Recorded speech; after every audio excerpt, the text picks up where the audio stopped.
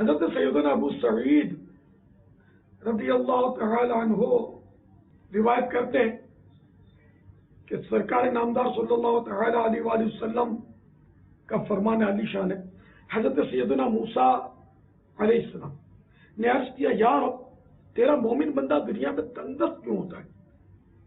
تو موسیٰ علیہ السلام کے لیے جنت کا ایک دروازہ کھولا گیا۔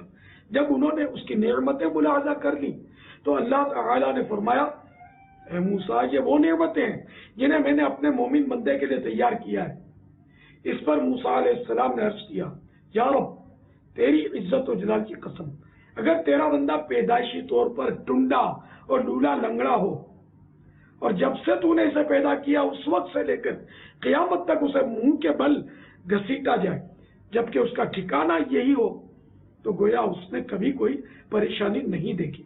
پھر موسیٰ علیہ السلام نے عرض کیا، تیرے کافر بندے کے لیے دنیا اتنی کشادہ کیوں ہوتی ہے؟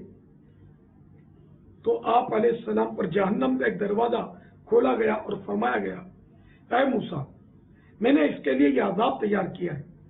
تو موسیٰ علیہ السلام نے عرض کیا، یا رب تیری عزت اور تیرے جلال کی قسم، جس دن تو نے اسے پیدا فرمایا ہے اگر وہ اس دن سے قیامت تک دنیا میں خوشحال رہے جبکہ اس کا ٹھکانہ یہ ہو تو گویا اس نے کبھی کوئی بلائی نہیں دیکھی۔ صلو علی الحبیب صلی اللہ تعالی علی محمد۔